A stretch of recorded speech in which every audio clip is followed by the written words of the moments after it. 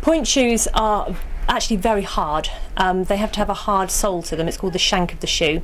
They're made from natural materials. The box of the shoe is, which covers the front of the foot, is made from a mixture of sort of paper, card, glue, something called burlap, all sort of pasted together to make a very, very hard front of the shoe to support the dancer when they're on pointe.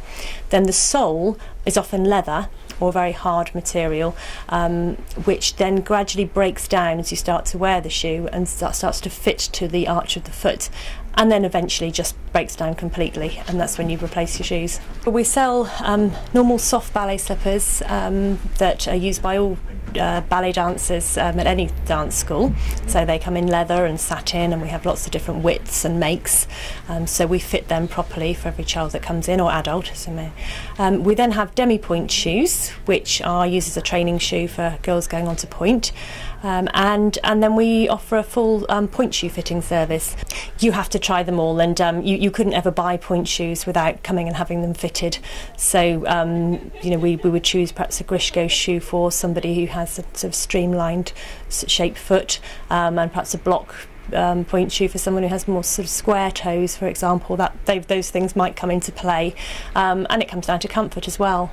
They do have a very bad reputation, yes, and you see films and interviews with ballerinas who have bleeding toes and so on, and I know that does happen. I'm sure it does in places, you know, the Royal Ballet or wherever.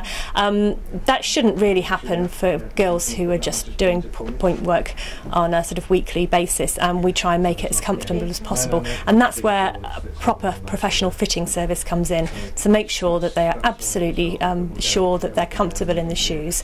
And we do have padding that can be worn in the shoes, and most teachers are pretty happy with them having padding in the shoes.